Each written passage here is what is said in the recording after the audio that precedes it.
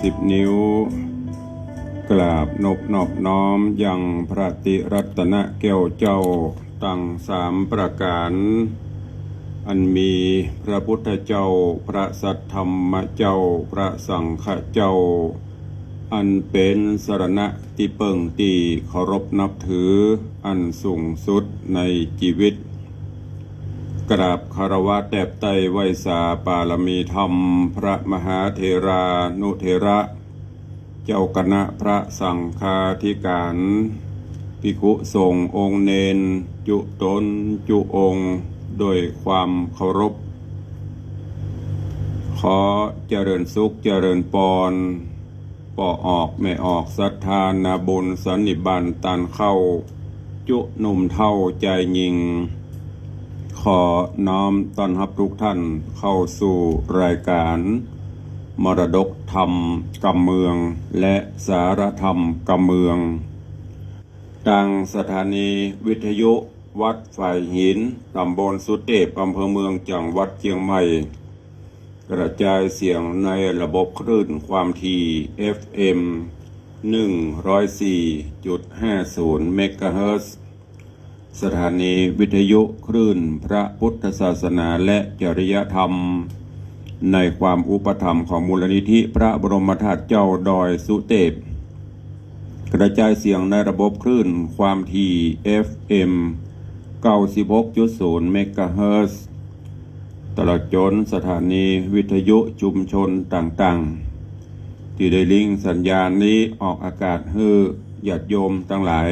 ได้รับฟังกันพร้อมกันนี้ก็ยกมือ10 นิ้วกราบถวายการต้อนรับและเจริญพรต้อนรับครูบาอาจารย์พระสงฆ์องค์เนนญาติโยมศรัทธา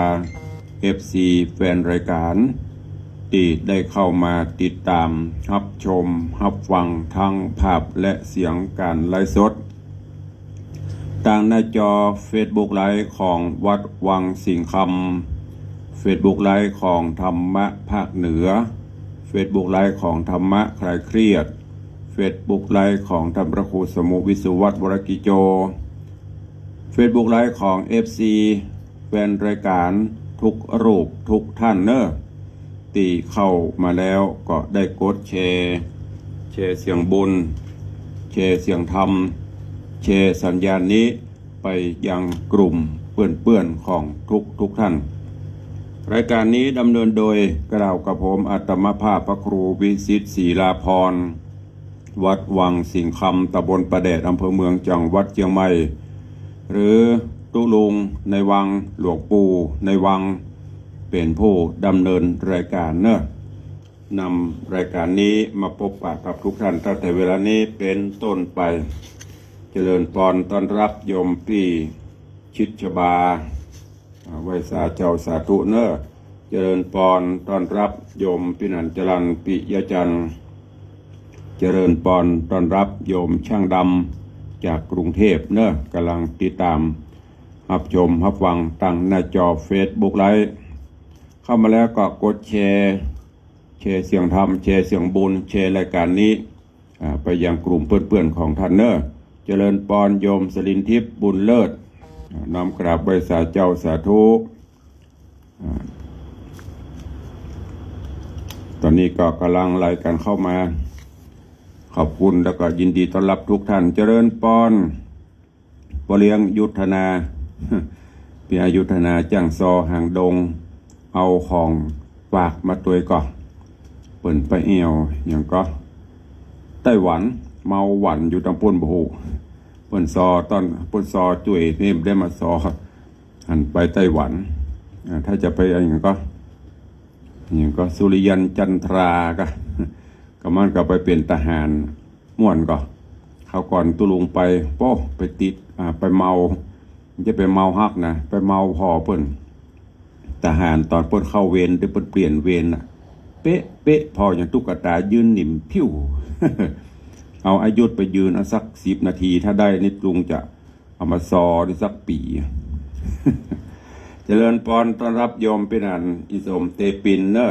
วันนั้นเปิดไปทางสายใต้ถ้าจะโรยเนาะเจริญพรต้อนรับครูบอยเทพประสิทธิ์ สาธุครับหลวงพ่อเจริญปอนเนอร์ขอบพระคุณทุกท่านที่เข้ามาติดตามรับชมรับฟังก็ปากันวันนี้อากาศก็บ่ค่อยปกติเนาะเป็นฮ้อนหนาวครึมโหฟ้าฝนก็หายไป2-3 วันละแต่ว่าอากาศรู้สึกว่าจะฮ้อนก็ปีนี้จะได้หมดเนอะ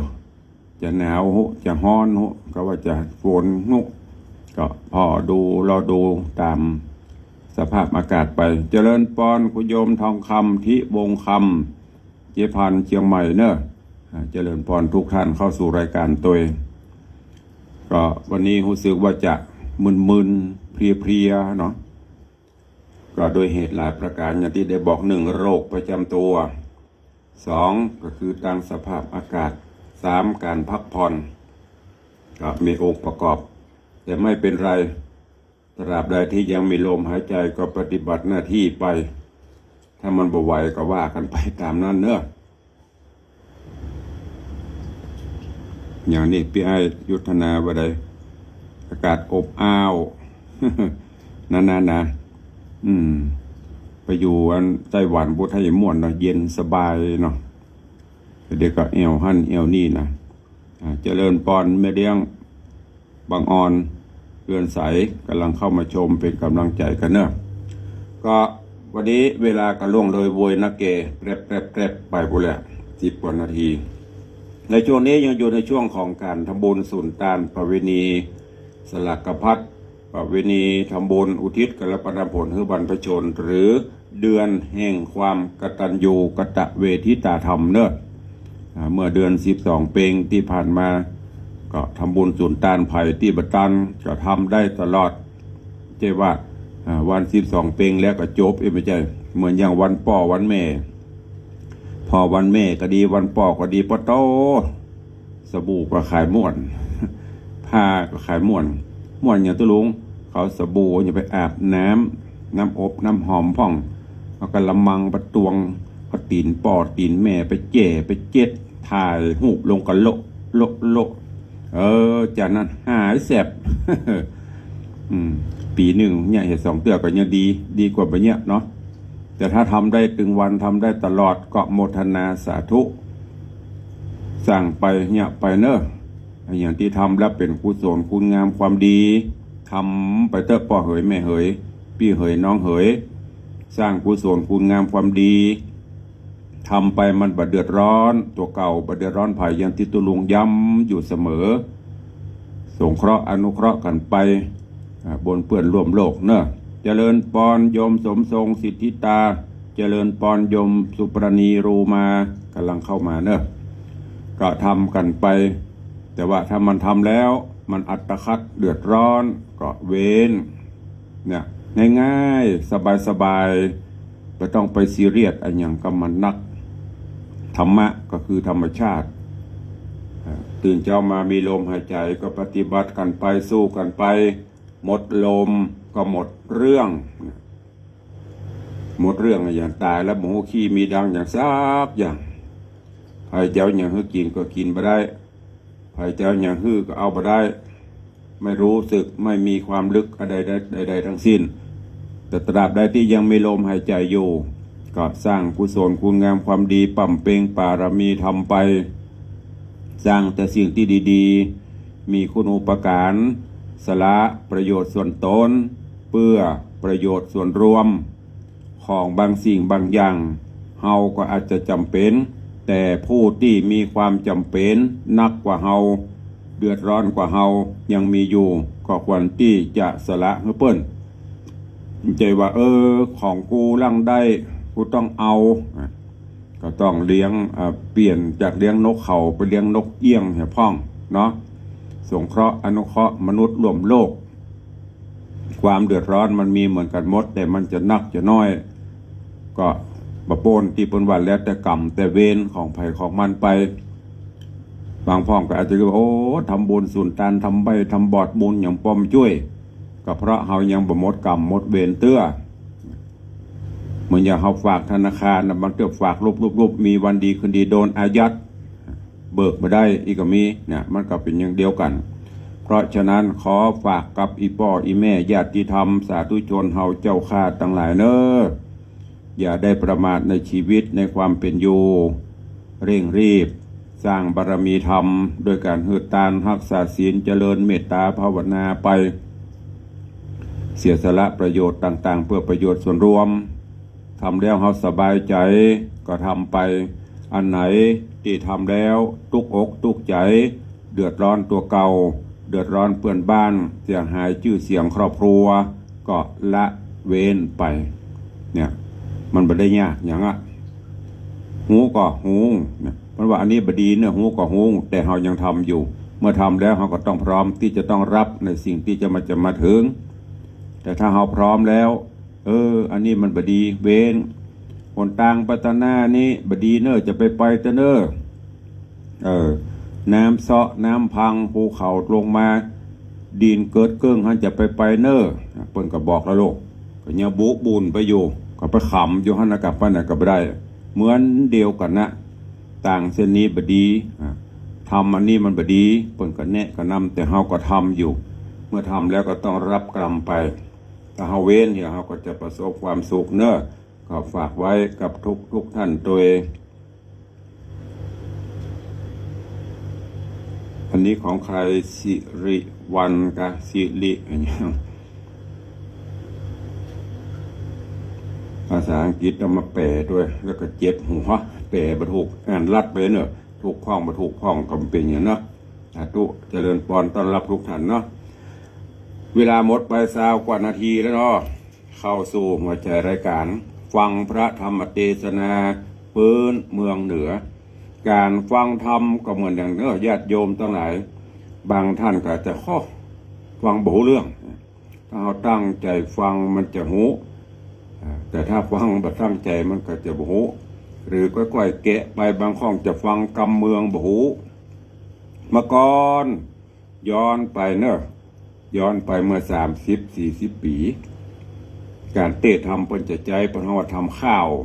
ทำเมืองเหนือเฮาเตะบ่มีเมื่อยุคนั้นมันมีสื่อหยังต่างๆคือเจ้าก็จะวัดไผวัดมันเน้นวัดไผวัดมันเตะ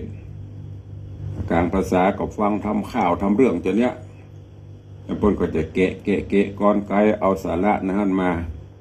แต่ประเดี๋ยวนี้เด็กรุ่นใหม่คนรุ่นใหม่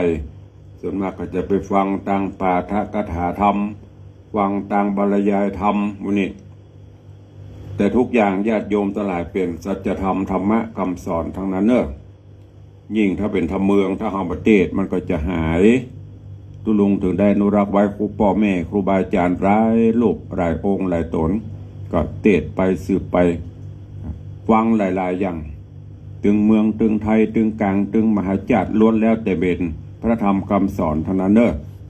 แต่ว่าทำแล้วฟังแล้วก็จะไปเก็บก็จะไปเอาประขว้างเก็บแกะก้อนไกเอาแล้วนำไปคิดพิจารณาไปประพฤติปฏิบัติสุวรรณแปะคำล่ำรับล่ำดามาถึงภูกที่14ตะวาเทศวันละ1 ตอนวันนี้จะเป็นตอนที่2เนอะก็มาถึงที่ตอนนี้ทางโพธิสัตว์เจ้าก็กำลังต่อสู้กับพญาเจ้าเมืองมหิทธิราชแห่งเมืองจำปาซึ่งยกทัพจับศึกยกทัพโยธามาประชิดเพื่อที่จะมาสู้รบปรบมือแย่งชิงเอาเพราะว่าจะเป็นคาบแปะคำมันเป็นของวิเศษแย่งชิงเอาบ้านเอาเมืองสัมปติเข้าของดังที่ลูกยิงลูกเขยลูกยิงทั้งที่ลูกของลูกยิงเก่าส่งราชสารไปบอกก็กำลังสู้รบปรบมือกันอยู่ส่วนโพธิสัตว์เจ้าก็บ่ฮู้จะเนี่ยจะได้ส่งไปเนี่ยไปปรบก็ปิกหมดสุดท้ายก็เปิ่งบารมีของพี่อ้ายพี่ที่เคยอนัตสัญญากันที่ไปเกิดเป็นเสือตอนนี้เสือก็มาไล่คบหมู่ข้าศึกก็คือหมู่เสนาอำมาตย์ของเมืองจำปาของพญามหิทธิราชเมื่อวัน เสนาอำมาตย์ออกไปไล่เมื่อคืนเสือไล่ครบยังได้ทำแต่ว่านะถึงแม้จะเอาคาถาอาคมมาต่อมาอย่างกระตั้งก็ยังสู้กันอยู่ช่วงนี้ภัยจะแพ้ภัยจะการจะได้เชิญทุกท่านติดตามรับฟังพระธรรมเทศนาปืนเมืองเหนือเรื่องสุวรรณแปะคำในผูกที่14ตอนที่2เป็นลำดับไปณโอกาสบัดนี้ นะโมตัสสะภะคะวะโตอะระหะโตสัมมาสัมพุทธัสสะสัตตะโบฟังลาโสตุจนะสัพพุริสตังลายตั้งยิงและใจมวลโบอันทาอยู่ดาฟังยังรัศธรรมเทศนาสุวรรณแปะคำลำดับลำดามาเถิงยังผูกทวน14ตอน2เนเจ้าขอเชิญศรัทธาตั้งหลายหนุ่มเทาจุงตั้งจิตใจเราทอมทาดาฟังต่อไปนานี้แหละนะเอวังพุทเตกันขุนเศษนายศใหญ่กล่าวเสียงไข้สุดปลายเต้าผีไพรมหิติราชคณิงควาดหันตานก็เร็วปานรีบห่าวฮือห้องเป่าโยธาว่าบัดนี้นาเจ้าฟ้าจักไว้นาเมืองฮือโยธาเรื่องน้อยใหญ่ดาพร้อมไข้เร็วไวโยธาในน้อยใหญ่หูแจงไข้สัญญาต่างโสมนัสสาจื่นแย้วโหห้องเศร้าเนืองนันพ้องมือถือพันไม่เต่าพ้องตัวเปล่าได้หอกดาบหายหักขาดพ้องเจ็บบาดกะญาปากันมาม้วนหมู่พร้อมนาอยู่ตามกรรมดาวอาธรรมมหิทธิราชผู้ห้าวหาดฮึกหันก็ขี่จ้างสารตัวกลาออกก่อนแนะนำตังลัดดงขวางป่าเศร้าตามตังเก่ายามเมื่อมารีบไกลกระด่วนหาวลัดดันดาวดงตันหลายคืนวันจริงรอดเมืองเกี่ยวยอดจำปานกรก็มีหันและนาพันธุมตินกเรวาสิโนส่วนเจ้าเมืองพันธุมติปุรีมีเสนาบดีเป็นเก้าตังอัมมาเท่าแก่เมืองโยธาเรื่องไพรไตหูว่าเต้าไทยเมืองจำปายกโยธามวลหมู่ปิกปอกขึ้นสู่เมืองต้นถือคือว่าถอยหนใต้การปอกสู่บ้านได้ต่างใจภายจื่นยาวโหห้องเศร้าต่างเมืองเสียงนั้นเนืองมีกองเกิดไข้ห้องอนามนอพุทธาตนองค์อาจก็ฮืออำมาตย์เตรียมใจรีบเร็วไวห้องเป่าไปไข้ดาวเวียงใจว่าฮือคนในไพรไตต่างน้อยใหญ่ยิงใจรีปนลายมวลหมู่ไปซุ่มอยู่ที่ลานหลวงเล่นปันปวงต่างตามไฟอ้างไผ่มานทวน7 วันเป็นขนาดอย่าฮือขาดคนใดคนเวียงใจตัวดาวหูแจ้งข่าวสัญญาต่างปากันมามวลหมู่ม่วนเล่นอยู่จอมกันเสียงเนืองนั้นมีกองคือเสียงปาดกองมโหรีตุลิญะดนตรีหลายสิ่งมหรสพยิ่งนันเนือง เป็นดั่งเมืองใหญ่กว้างจักแตกมั่งเพตากัน7 วันมาครบไหว้หนอพระที่ไหว้คุณธรรมก็เอาคาบเปะคำพาเสดมีกุลเลิศเจียงคานมาอธิษฐานเมียนแล้วก็จกเอาแก้วแหวนแกนสิงและแสงเครื่องครัวแปลงหลายสิ่งของก้ายิ่งนาคือแก่โยธาหน่อยใหญ่บ่เว้นไว้คนใดตั้งสายวงใหญ่พ่อแม่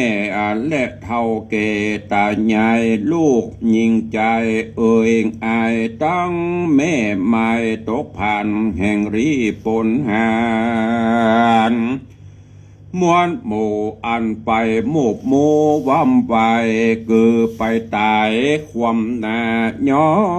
นต่อตาแต่งฟันฮือสายปงปันเขาเจ้าให้โศกเศร้ามองคี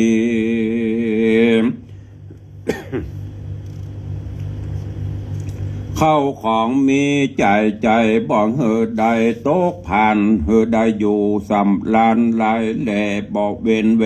คนใดการแยมใจมารอดเต้าเจ้ายอดบุญภัยก็ฮือคนหลายม้วนหมู่ปอกตีอยู่ภัยมันก็มีหันแลนะโสปิโคปันนะมหิทธิราชจวนพญามหิทธิราชเจ้าภาษาจำปายินเครื่องกะเอาไม้ดังเอาใต้ดังเอาใต้ไฟโลนย้อนปาดิปนม้วนหมู่ไปหมู่หลวงลายปลอกปีกปอกมาได้กว่าจอยบ่โซหอมไฟหอยขานิ่งน้อยทอดนั่นไปบ่จะเต้าบาปกลาปาลาพิจารณาสันส่องหาอย่างจ้องอุบายก็หันรายเจ้งทีมีใจกรี้จมบานเรียกคุณแหนยศใหญ่มาอยู่ไกลกองตามแล้วใครจะกล่าวจี้เฮอเจงทีจุประการโขนใจหันผู้เท่าอันเป็นเก้าโยธาคืออาสาขามสู่ฮับพรำโหจุอันก็มีหันและนาตามัดทางปะกาเส้นโตสัทธาอาหาสัทธาอันว่าสัพปัญญูยอดซอยหันบาทถอยบาลีบทหลังมีไปแจงพระจริงแสงเทศนาว่ามหิทธิราชาเสนาปะติงปะโกสาเปตวาดังนี้เป็นตนภิกขเวดุราภิกขุโสหงตนถ้ารงสินใสบ่เศร้าเจือนักปราชญ์เจ้าถ้าลงญาณส่วนเต้าผู้บานมหิทธิราชเจ้าภาษาจำปาการพิจารณาสันส่องหายังจ้องอุบายการหันรายแจ้งทีมีใจกรี้จมบานจริงเรียกขุนแหนยศใหญ่มาอยู่ใกล้หอนาย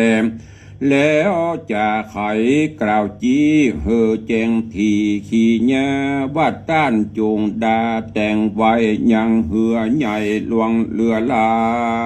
ยเหตุเฮาหมายไปภาพเกินเกณฑ์ขนาปราวี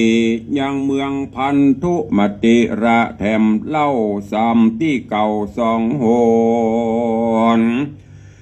ยับเอาตนเจ้าฟ้ามาค้ำคาแต่งฟันเอาหอจันภาษาตังคราบเปะอาจคำใส่เผาเบียงใจใหญ่กว้างเฮอเป็นเมืองแห่งเมืองวาย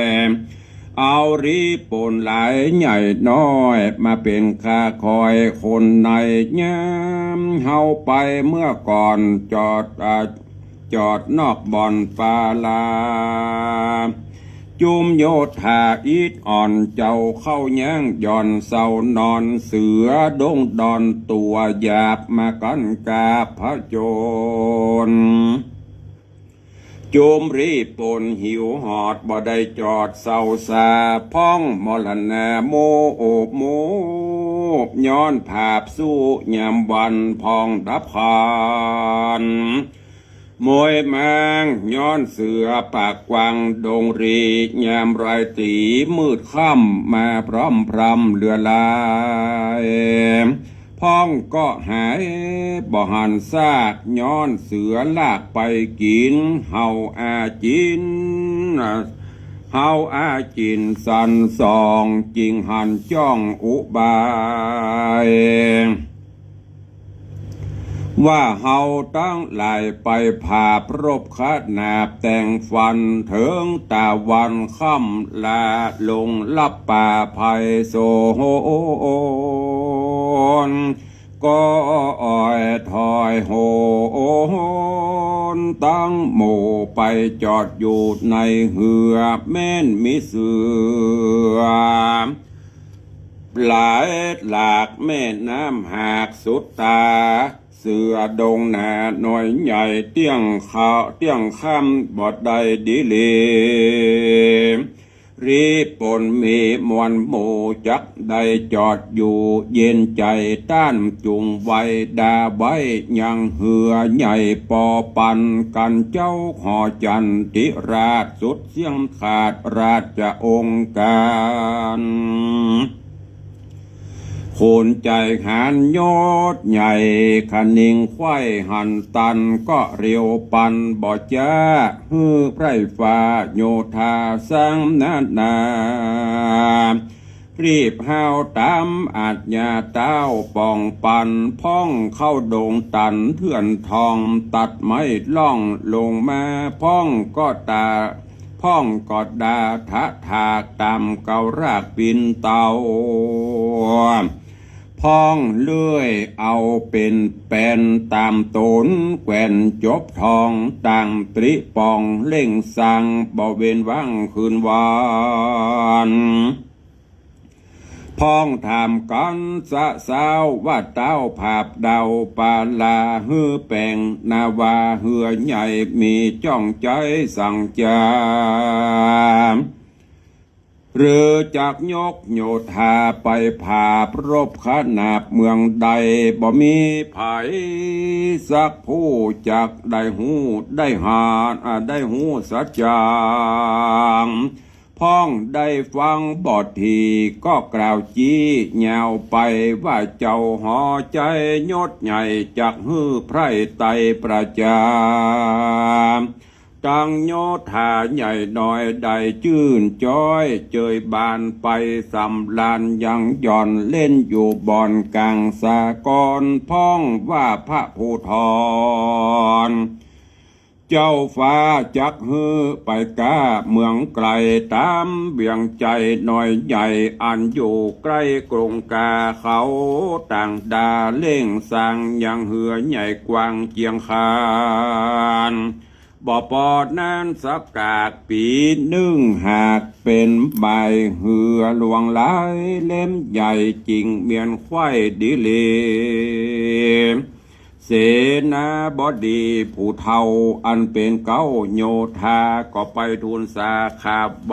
บอกดาวไทยตามมีก็มีวันนั้นแหละนะในการละนั้นใส่เต่ายศใหญ่มหิทธิราชาฟังคำจาบอกเล่าแห่งขุนเก้าเสนาบดีปิติมีบอดหน่อยใจชื่นจ้อยจมบานจริงเมราชาองค์การกล่าวโอฮือเสนาบดีหูความน้อย ถาดนั้นไปบ่จะโตนเจ้าฟ้าผ่าปาลาก็ฮือขุนตั้งตาแกวนใจเอาค้อนให้กองใจเรียกเสนาในหน่อยใหญ่ฮือมาพร้อมไข่สับปันเสียงกองนั้นมีกองพับไข่ห้องเกวียงใจเศษนาในหนุ่มเทาหูเงื่อนเก้าสัญญาปากันมาละลาดบ่หูขาดเป็นสายต่างใหญ่ต่างย้ายอึบแน่นเต็มปื้นแผ่นสนามพ้องก็ถามเจ้าหมู่ว่าจักไปภาพสู้เมืองใดเรือเสกเมืองไกลใจหยาบมาเกณฑ์ขนาบเมืองเฮาหรือจักไปจริงเอาภาษาทแห่งเต้าธิราชพันธุมตินก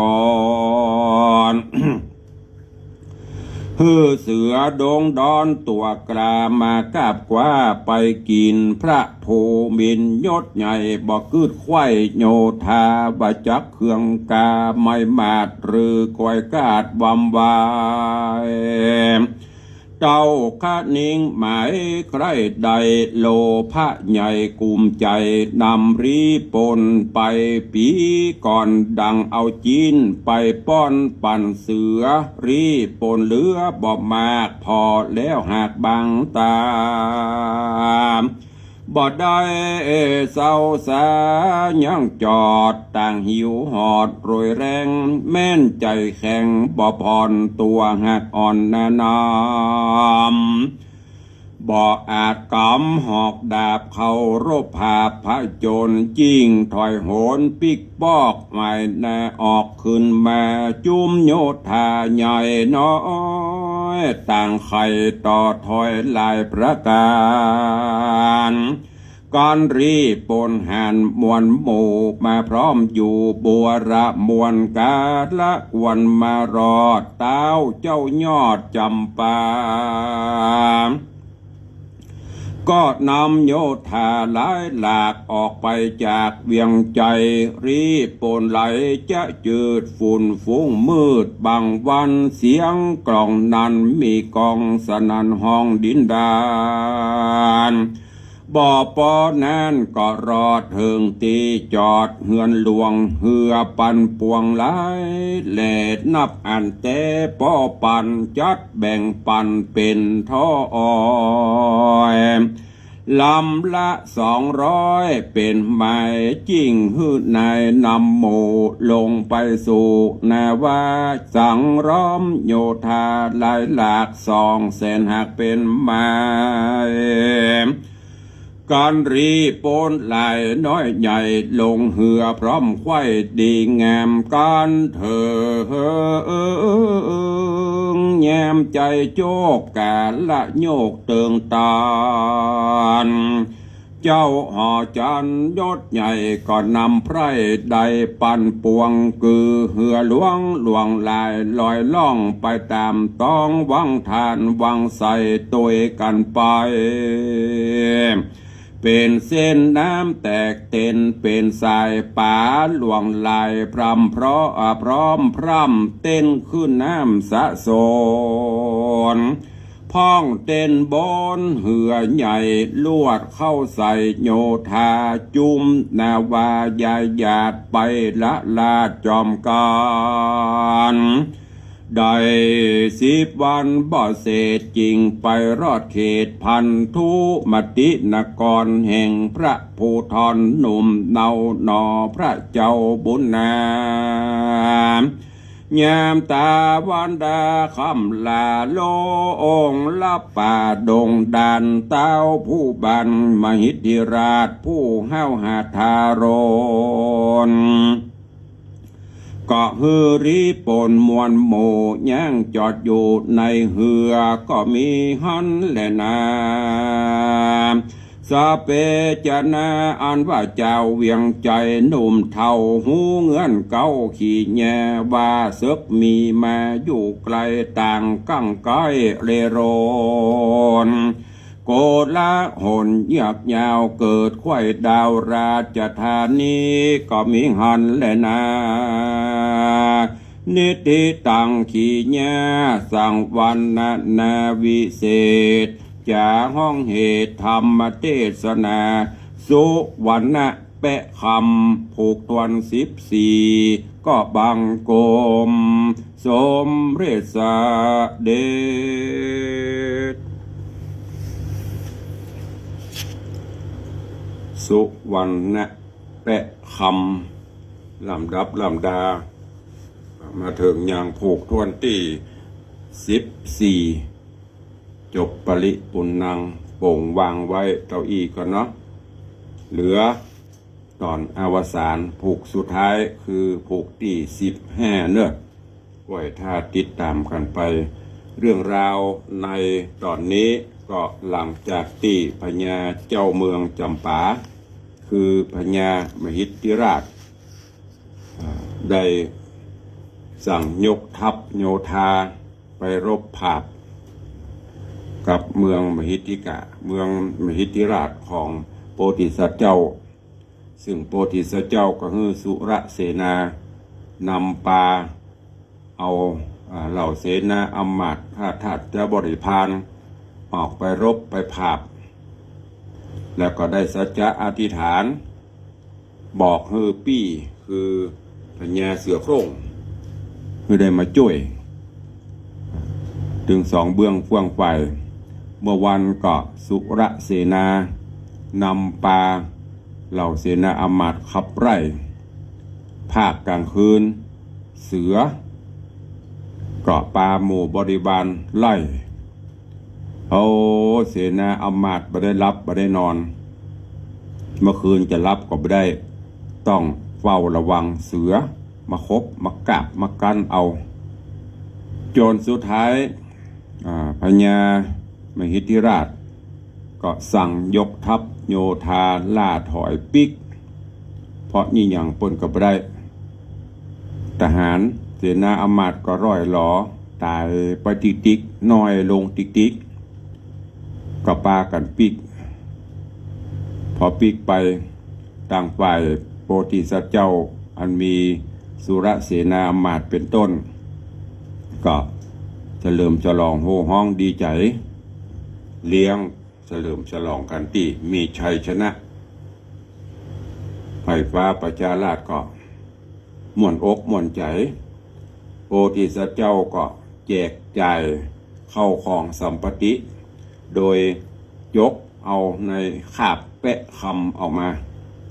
ใครใดอันใดกึศใจอันใดจกออกมาได้หมดแจกจ่ายกันไปทั่วหัวละแหงคนทุกข์คนจนคนยากคนอย่าได้หมดแม้กระทั่งหมู่แม่ห้างแม่ไม้ที่ผัวไปรบไปผากไปตายก็ช่วยสงเคราะห์อนุเคราะห์จนทั่วถึงเจ้าบ้านเจ้าเมืองก็อยู่เย็นเป็นสุขมาย้อนกล่าวถึงพญามหิทธิราชถึงแม้จะปิกไปก็นึกว่าจะยอมโดยดุษฎีที่ไหนได้ยังบ่ยอมเตื้อกึดหาแนวทางกึดหาวิธีที่จะมารบผาบจริงเอาคาบแปะคำจริงเอาบ้านเอาเมืองของเปิ้นก็ไปกึดได้จะได้โมสั่งฮือเสนาอำมาตย์ไปแป่งเฮือต่อเฮือลำใหญ่ลำหลวงหลายลำเป็นร้อยลำบุญเพราะว่ากึดว่าเมื่อวันจะเข้าประชิดชิงเมืองค่ำมาจะฮือเสนาอำมาตย์ลงเฮือไปพักเพื่อฮือห่างหายบ่ฮือเสือเข้ามาใกล้ได้นอนกลางน้ำบุญเสือมันก็คงจะบ่เข้ามาคบมากัดได้ในตอนนี้ก็กำลังแป่งเฮือเสร็จสิ้นเรียบร้อยก็กำลังจะเตรียมไพ่พลยกทัพมาประชิดเมืองแหมกำเพื่อที่จะมาต่อต้านพระโจรแต่จะได้บ่ได้จะได้ก็ให้ติดตามฟังกันในผูกต่อไปเนอะญาติโยมทั้งหลายบ่ว่าจะเป็นเสือบ่ว่าจะเป็นอย่างต่างๆเหล่านั้นเมืองต่างๆอันนั้นเป็นสมมติขึ้นที่แท้จริงแล้วบ่ว่าจะเป็นเมืองมหิทธิกามหิทธิราชเมืองใดๆเมืองจำปา อยู่ที่ไหนอยู่ที่ตัวของเฮานี่แหละตัวเฮาก็เปรียบเสมือนเป็นเมืองหนึ่งมีค่าศึกที่เข้ามาประชิดก็คือกิเลสต่างๆนั้นน่ะมันเข้ามาประชิดมาผจญแล้วเฮาจะเอาอย่างเข้ามาต่อตาผจญปราบมันนะก็ต้องเอาศีลเอาธรรมเอาปัญญาเนี่ยเคารพภาพบางวันก็โหดบางวันก็เกลียดบางวันก็เสียงสรรเสริญบางวันก็เสียงนินทาที่เป็นว่าตามไปเป็นโลกกระทำ8กิเลสปัญหาตัณหา108เข้ามาถึงวันนะบางวันถ้าเรามีศีลมีธรรมเต็มที่ก็สามารถเอาชนะได้บางวันถ้าเราอ่อนแอขาดสติปัญญากิเลสตัณหามันก็เข้าครอบงำได้เพราะนั้นก็ฝากไว้กับญาติโยมทั้งหลาย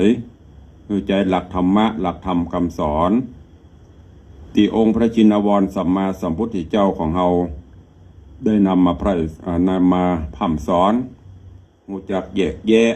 รู้จักผิดชอบชั่วดีอันไหนดีอันไหนบ่ดีรู้ได้แก่ใจพญาเจ้าเมืองก็คือใจเฮานั่นแหละเฮาจะเอาชนะได้บ่ได้อยู่ที่จิตที่ใจของเฮาถ้าใจเข้มแข็งมีศีลมีธรรมฝึกพลังจิตพลังใจเก่กล้าก็สามารถนำปาเมื่อเฮามีความสุขพ้นจากกิเลสตัณหาต่างๆได้แต่คราใดที่จิตใจเฮาอ่อนจิตใจเฮาบ่เข้มแข็งกิเลสตัณหามันก็จะเข้ามาครอบงำได้ก็ฝากไว้กับทุกท่านเนอะเรือแถมพุกนึ่งก็จะได้จบอวสานในเรื่องของสุวรรณะแปะคำก็ลำดามาถึงพุก14ละเรือพุก15ก็จะอวสานเนอะวันนี้ก็โป่งวางไว้ตัวอีกก่อนเนาะเพราะเวลาก็เหลือแถมน้อยเดียวก็จะได้จากลากันวันนี้ก็ตอนนี้ก็ทางหน้าจอก็มากันหลวงหลายเนอะมีไผ่พ่องจมปีอัญชลีคำกิตติโยมชนจันทร์ซอนคำโยมปีอัมพรกันทมีโยมสมศรีพรหมเมืองด้านเจ้ามหาคมสัน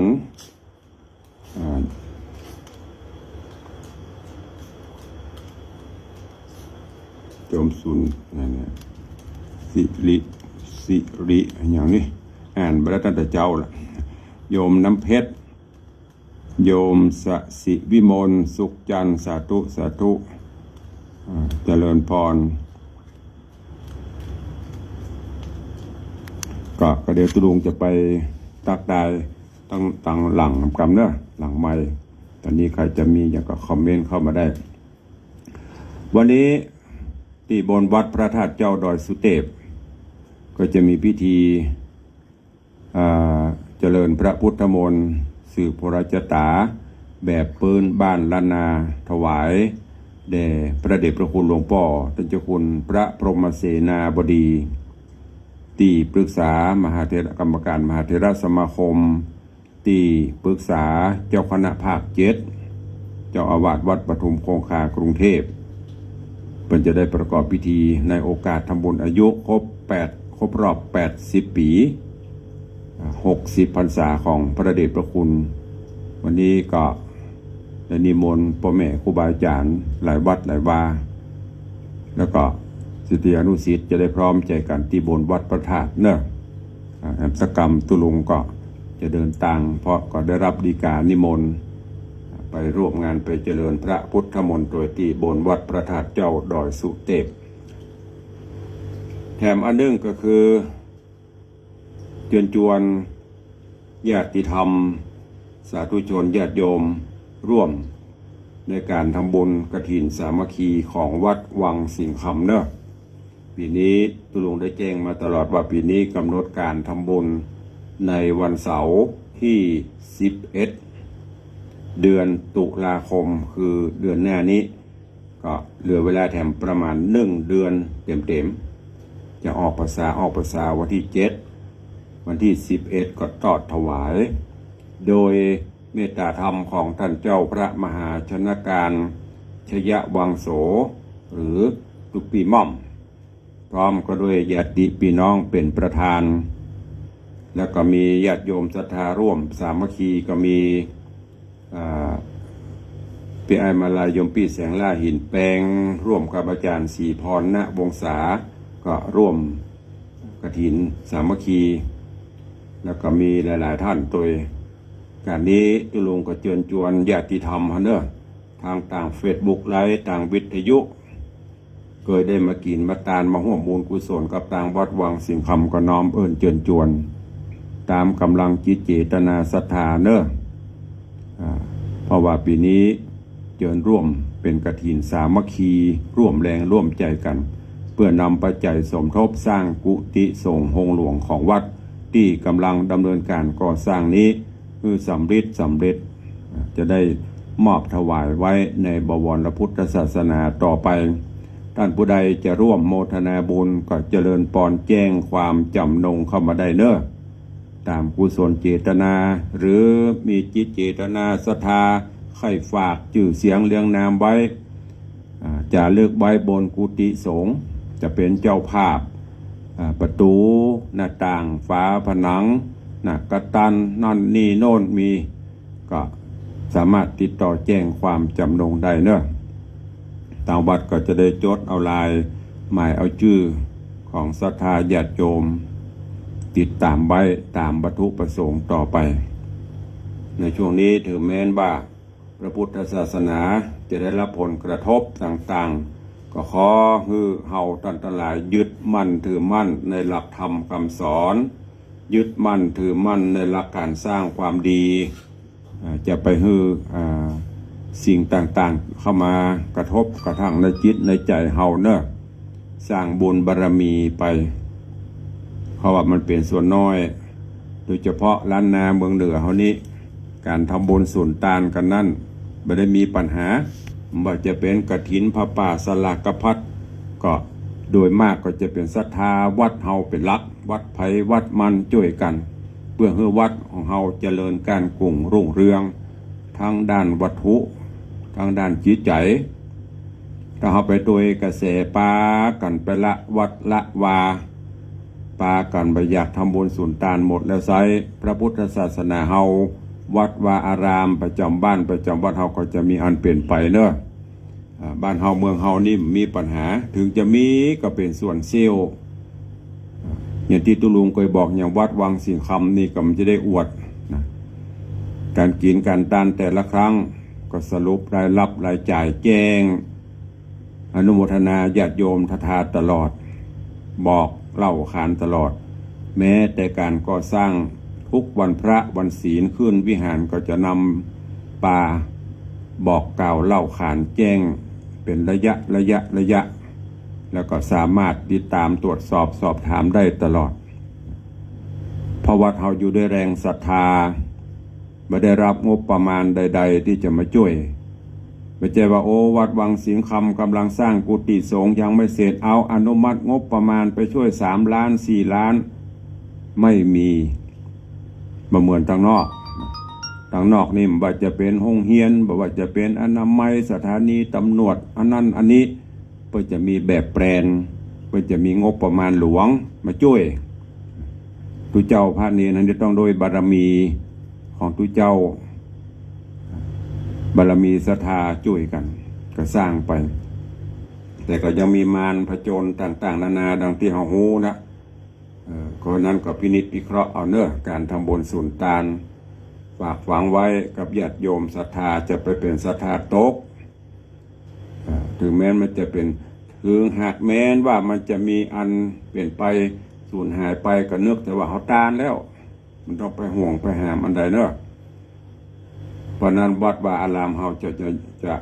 หมุนมองไปจะเข้าตำนองว่าหนทางไปวัดประมุนไปมองหนทางไปหนองก็เลื่อมวัดจะมองจะห่างอย่างพูดว่านะเอาไปช่วยกันก็ฝากไว้เนอะ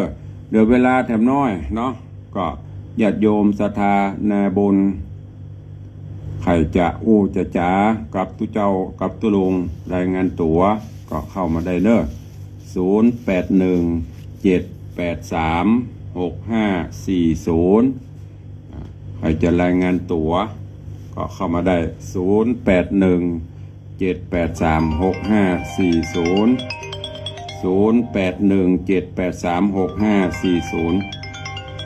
เอาเจริญปอนเจ้ากราบนมัสการชตุโลกขออนุโมทนาบุญธรรมะเช้านี้นะเจ้าก็ม่วนดีเข้าใจดีเจ้าอยากทดมาเป็นกำลังใจเจ้าสาธุสาธุจากหนองไหวรายงานตัวสายต่อไปมีไม่เอ่ย0817836540ใครจะรายงานตัวใครจะอู้ตัวเข้ามาได้เนอะช่วงนี้ผมเชื่อว่าหูตาก็ไปหมดตาก็เริ่มต้องใจแว่นหนาเตอะนะอ่านหนังสือส่องในหน้าจอเฟซตัวน้อยๆก็บ่ค่อยหันเดี๋ยวก็ไปตอบเอาเนาะมีแล้วเนาะมีก็รายงานตัวเข้ามา0817836540หายไปจะหลายแล้วจันคำแสงบุญก็หายหลายๆคนที่เคยเป็น FC หายไปตุลุงก็กึดมากันเนอะกึดอะไรยังกึดว่าเฮาก็ดำเนินรายการมากับเมินนักเกแล้วนะสังขารธรรมก็เริ่มแย่ลงศรัทธานาบุญก็เริ่มห่างหายลงปิกบ้านเก่าพ่องอันที่เหลือก็หายไปพ่องเหมือนเมื่อก่อนโลม้วนกำลังใจจัดรายการทุกรูปทุกตนเดี๋ยวไปถามไปก็ถามเตอะมันมีใครฟังแล้วตัวลุงดักปิ้งวินวอยกันหมดเหมือนเมื่อก่อนเนี่ยมันก็เป็นไปตามการเวลาจัดไปแหมสักระยะก็คงจะต้องอนุญาตลาพักเนอะลาพักให้รูปอื่นเพิ่นได้เข้ามาจัดนี่ก็บอกไว้เมื่อเดี๋ยววัตถุลุงมันก็อ้างนะแต่ช่วงหลังๆนี่ก็อย่างที่ได้บอกไปสังขารธรรมพ่องอย่างต่างๆพ่องประกอบกับญาติโยมก็บ่ค่อยมีเวลาได้ฟังสังเกตพอเนี่ยหายไปหมดล่ะต่างบ้านต่างจองมีใครโทรมีใครยังเจ้าว่าเพิ่นบ่โทรเพิ่นฟังก็บ่ได้ว่าอย่างแต่ว่าเพิ่นบอกว่ารายงานผลการเพิ่นเฮาถ้าเป็นอย่างอันรายการเนี่ยเพิ่นเฮาเรตติ้งใครจะมีเรตติ้งดีบ่ดีดูที่การเนี่ยเพิ่นจะเช็คสัญญาณปุ่นบ่เดียวว่าไปอยู่คลื่นสีขาวกันปุ่นนักลำพอดปตตัวลุงนั่นตัวลุงนี่ลาบลาบางเตื้อโทรเข้ามาผิดอันนี้ตุลุงดอยไม่ก่อไม่ใช่หรอตุลุงในวังอย่างก็ฝากฟังไว้กับญาติโยมต่างหลายเนอะมีเหตุสายเดียวจากหนองไหวนอกนั้นดักปิงวันนี้เวลาหมดเวลานำรายการจากทุกท่านไปก่อนเนาะปะกันใหม่ในวันต่อไปอยู่ดีมีสุขเหมือนกันจุตนจุองจุผู้จุคนเนอะจัตตาโรธรรมาวัฏันติอายุวันโนสุขังปะลัง